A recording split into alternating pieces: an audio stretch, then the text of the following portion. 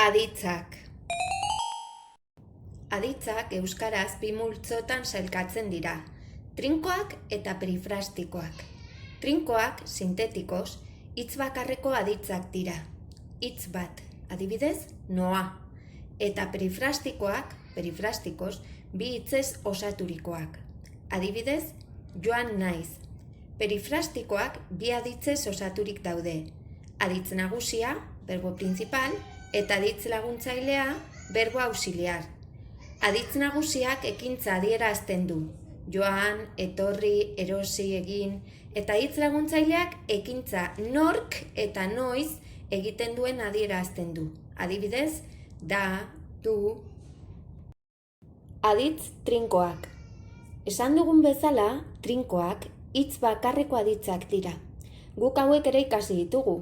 Adibidez, izan, ni Josune naiz, egon, zu etxean zaude, joan, ura mendira doa, etorri, gu eskolatik atoz, ukan, zuek liburua duzue, kanta batzuk ere ikasi ditugu aditz hauekin. Adibidez, izan aditza hauxe da, ni naiz, zu zara, ura da, gu gara, zuek zarete haiek dira, bai.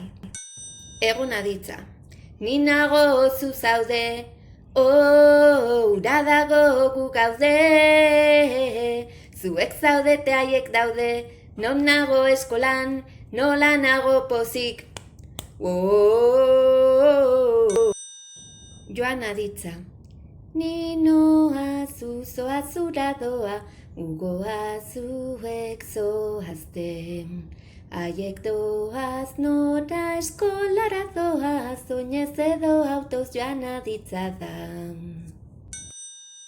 Ukan aditza, nik dut zuk duzu, ark du guk dugu, zuek duzue haiek dute, ukan aditza ergatiboa tener. Ikusten duzutenez abesti asko ikasi ditugu aditza hauekin urteetan zehar. Taula honetan aditz gehiago daude, baino guk ez ditugu denak ikasi. Aditz trinkoak, beraz, hitz bakarreko aditzak dira. Aditz perifrastikoak, bi hitzez osaturiko aditzak dira. Aditz nagusiaz eta aditz laguntzaileaz. Aditz nagusiak aditz laguntzailearekin konbinatzen dira zerbait esateko. Aditz nagusiak etorri, joan, egin, ekarri. Aditz laguntzaileak naiz, zara, dut. Adibidez, ni eskolatik etorri naiz. Zu etxera joan zara. Hark ariketa egin du. Guk tarta ekarri dugu. Aditz laguntzaileak lau zutabetan banatzen dira. Nor. Nor nori, nor nork, nor nori nork. Nor, nor nori, nor nork, nor nori nork. Orain, guk ikasi ditugun aditz laguntzaileak errepasatzera goaz. Hauek dira zuek ja dakizkizuten aditzak. Nor, naizen taula, nintzen. Nor nori, zait. Nor nork, dut, nuen. Eta nor nori nork, diot, tabar. Orain banaka ikusiko ditugu.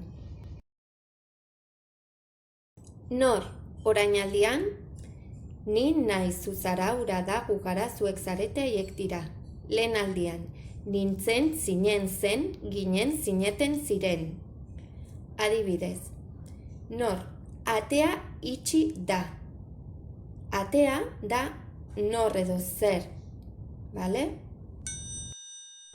Nor nori, orainaldian, zait, zaizu, zaio, zaigu, zaizue, zaie. Abesti bat dagonekin.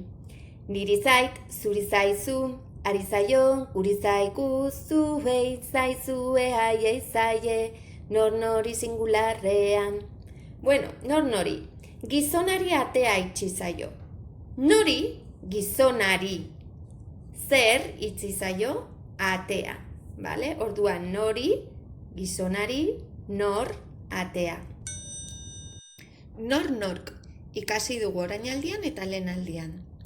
Orainaldian singularrean eta pluralean eta lehenaldian singularrean eta pluralean. Goazen ikustera. Orainaldian dut, duzu, du, dugu, duzue, dute. Lehenaldian singularrean nuen, zenuen, zuen, genuen, zenuten, zuten. Orainaldian pluralean ditut, dituzu, ditu, ditugu, dituzue, dituzte. Nik ditut, zuk dituzu, har ditugu, ditugu zuek, dituzue, haiek dituzte, ukanaditza pluralean. Oroitzen zarete? Bueno, orain lehenaldian. Nituen, zenituen, zituen, genituen, zenituzten eta zituzten. Goazen adibidea irakurtzera. Mutilak, atea, itxi du. Nork, mutilak. Nor, izango zen, edo zer, atea. Nori nork. Nor jartzen da di gauza batenean eta dizki plurala denean. Gero, niri te jarriko dugu edo da. Zuri, zu. Ari, o.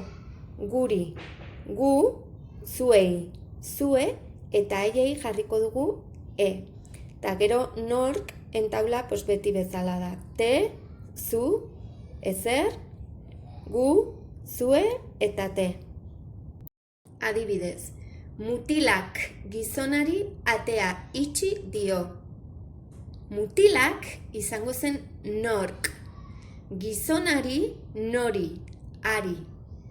Atea izango zen nor, itxi dio. Orain adibide guztiak elkarrekin ikusiko ditugu. Nor, atea itxi da. Nori, gizonari atea itxi zaio. Nork, mutilak atea itxi du. Nori nork, mutilak gizonari atea itxi dio. Nori eta nork deklinabide kasuetaz hitz egiten gaudenez, orain galdetzaileak errepasatzeko aprobetxatuko dugu. Galdetzaileak. Lehenengo zutabean galdetzailea jarri ditut. Bigarrenean singularrean nola den erantzuna eta bigarrenean pluralean nola erantzuten den. Adibidez. Nor, quién, mutila, jartzen da a. Pluralean mutilak. Nork, quién, singularrean mutilak, pluralean mutilek. Nori, a quién, mutilari, mutilei. Noren, norena, de quién, mutilarena, mutilena. Norekin, con quién, mutilarekin, mutilekin. Norentzat, para quién, mutilarentzat, mutilentzat. Zertaz, zerez, de qué, mutilaz, mutiles. Non, donde, mendian, mendietan. Nondik, de donde, menditik, mendietatik. Nora, a donde, mendira, mendietara. Nondik nora, de donde a donde, itxasotik, mendira. Itxasoetatik, mendietara. Noraino, hasta donde, mendiraino, mendietaraino. Norantz, hacia donde, mendirantz, mendietarantz. Nongo, nongoa, de donde, mendiko, mendietako. Nola, como, nolakoa, como es. Zer, que, zertan, zertan ari da, que está haciendo, ikasten ari da, irakurtzen ari da. Ten edo tzen jartzen dugun aditzari, gero esplikatuko dut, nola jartzen dugun. Zertarako, para qué, entzuteko, irakurtzeko. Zenbat, cuantos, Zergatik, ¿por qué? Se pone aditza, el verbo, y luego elako. Aditzari jarriko diogu elako, adibidez. Dut, nahi dudalako. Beraz, oso garrantzitsua da ikastea gorrian agertzen diren erantzunetan zer esan behar duzuten singularrean eta pluralean. Aditzaren denborak. Eman ditugu pasado, lehen, presente, orain eta futuro geroa. Aditz nagusietan batzuk infinitiboan doaz. Beste batzuk ten edo tzen jartzen zaie. Ta geroari ko edo go jarriko zaie. Batzuetan liatzen gara ten edo tzen ez dakigula zein jarri. Hemen daukazu taula bat gida bezala. Aditza bukatzen bada tu edo duz, aditzari kentzen diogu tu edo du eta jartzen zaio zen. Adibidez, zorabiatu, zorabiatzen, konpondu, konpontzen. Aditza bukatzen bada i izkiaz, i, aditzari kentzen zaio i eta jartzen zaio ten. Adibidez, ikusi, ikusten. Aditza bukatzen bada txi edo tzi, jaitsi, idatzi, S eta Z jartzen daurrean eta gero ten. Jaisten, idazten. Eta aditza bukatzen denean ene izkiaz, ene kendu eta ten jartzen dugu. Adibidez, egin, egiten. Futuro edo geroa, hemen aditz guztiei ko jartzen zaie, baina ene izkiaz bukatzen direnei go. Adibidez, egin, egingo, joan, joango, gainontzeko guztiak ko. Guazen adibideak ikustera. Eman dut, he dado. Eman nuen, di. Ematen dut, doy. Ematen ari naiz, estoy dando. Emango dut, daré. Emango nuen, iba a dar. Hemen dituzue adibide batzuk aditz sintetiko eta aditz perifrastikoetan. Ez ditut denak irakurriko. Morez daudenak ez ditugu eman. Lasai ikusteko nahi baduzu gelditu eta irakurri. Bueno, bukatu ditugu aditzak. Oso ondo!